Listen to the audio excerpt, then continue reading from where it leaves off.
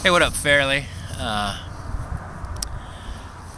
watch like your first 3 videos of your vlog every day, talking about here. Actually, well, I'll tell you what I think that here's what it seems to me that you're doing. Like you want to figure something out about yourself, and it's like you're putting everything about yourself out on the table, right? And then you're going to remove things that might be distracting you from what you're really looking for. So like you're pulling off the malt liquor off the table, you're pulling the pipe off the table, and you're going to keep doing it until what you're left with, and then you're going to focus on that and learn about it. Oh, by the way, this is a coffee with Earl, with Airlayleekoh. That always makes me want to break into song. Airlayleekoh.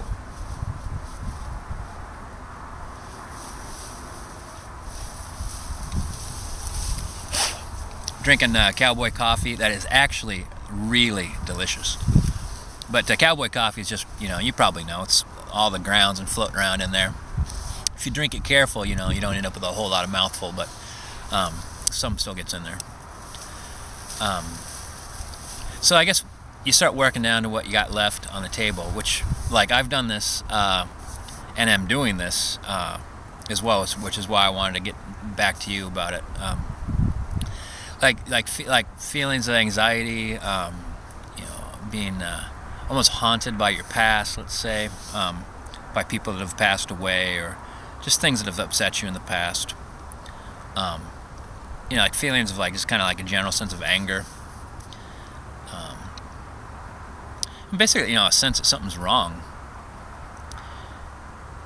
And I think that there's a couple different things that it makes me think about. Like one of the things you said, like you give 110% on things. Sometimes I think we throw ourselves into things. It could be because it's awesome, for one. It's so cool to learn something, getting into a new sport, the books, the magazines, the new equipment, the different places you go do it, the people that you've never met before that have been doing it for years. But sometimes that could be an escape as well. I can think of a pretty troubled time in my life where I must have gone skiing almost every single day. Not that, not that going skiing or surfing or anything like that is an escape, but it is all-encompassing. It takes your mind far, far away. And if there's something you need to deal with, then skiing all the time isn't going to be helpful. It's going to just make things take longer to deal with it.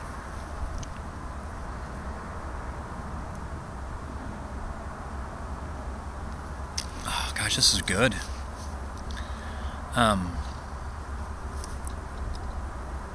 Here's the thing that I think about. Like, if you're a 110% guy, how easy it is for you to give yourself permission to be bored.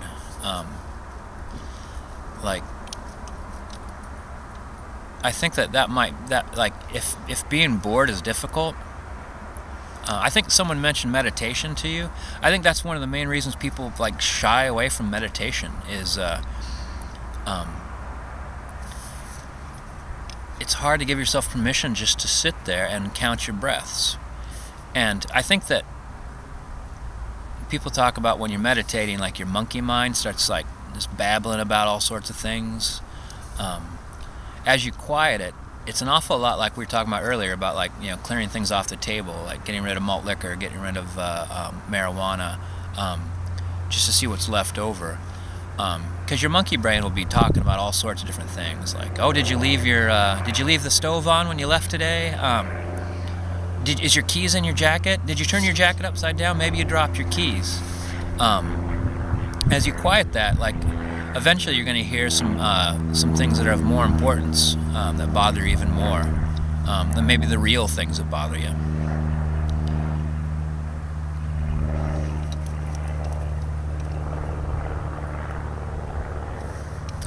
I think I remember a particular time where I was not only throwing myself into all sorts of events, but I was also drinking more than I normally do.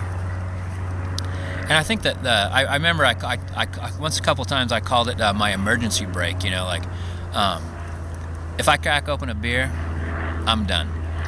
Someone's like, hey, would you come over? And I'm like, I can't, man, I've already had a beer. And they're like, oh, just bike over. And I'm like, no, man, I don't bike drunk. Or, you know, I don't bike after having any kind of alcohol. So, you know, half a beer, I'm not going anywhere. And I realize, actually, like sometimes it's the same way with like getting sick. Like, you get sick, you're feeling a little bit better, but you just take an extra day, and you don't go visit anybody. It's the same thing. It's like I needed some sort of excuse just to stop doing tons of things. And I think that sometimes, like, if I couldn't, you know, flat out like give myself an excuse, I would create it. You know, I would. I don't want to go do something, so I'm just gonna crack open a beer because I know I won't now. Like, I think that giving myself time to like kind of figure that out gave myself the tools to respond to things a little bit differently and a little bit more. I guess I'd say more appropriately, because I mean, it's if things get out of hand, if, like, you know, if your what would you call them, your fail-safes or your emergency backups, if they become like too major, you know, then they become the new problem. But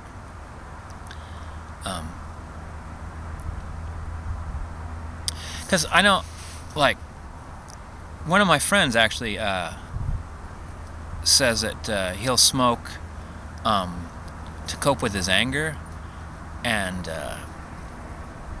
I've told him, and he just totally disagrees with me. I've told him, like, why don't you just deal with your anger? What is it that makes you angry? And actually, maybe not even what gets you angry, is like, where did you learn to be this angry? Like,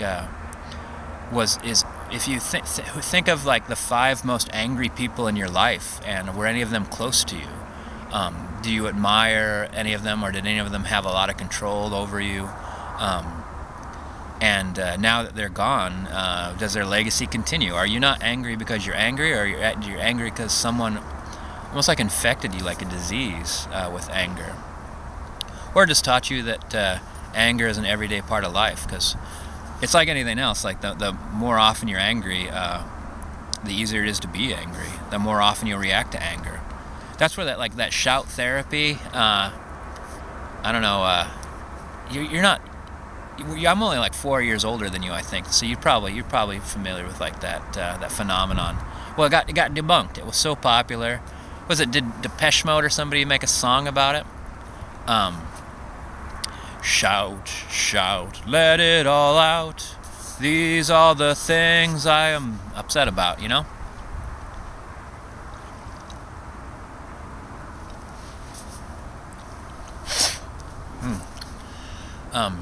It got debunked because practicing being angry doesn't actually expel the anger. It actually makes it easier for your mind to be angry. Your mind being chemical and electrical, it makes a custom pathways of thought.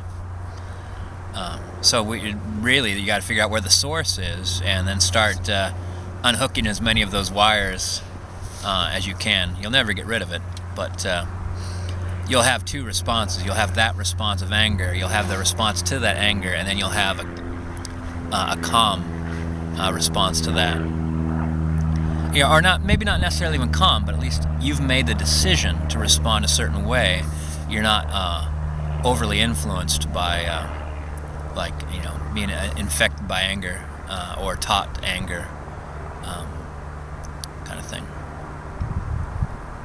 All right, Fairly, this has kind of been babbling. I just watched all 3 of your videos just a few moments ago, and then I came out here and sat down in the grass, and I wanted to talk about some of the things you're saying, because some of the things you're saying trigger stuff in my mind, and I don't have all the answers. As a matter of fact, I think I probably have more questions, and just hearing you talk about it makes me think about it even more. Like, makes me think about the mystery that is ourselves, and how to find the solutions. So I look forward to more of your videos, and good luck. And oh, and my condolences to your family. Did you say your sister's son try to commit suicide. That's something that my family's experienced as well, and it's gosh, it's overwhelming. It's so complex. So I wish you and your family the best with dealing with the situation. And Fairleigh, I'll see you in the tubes. Let's look at the delta real fast too.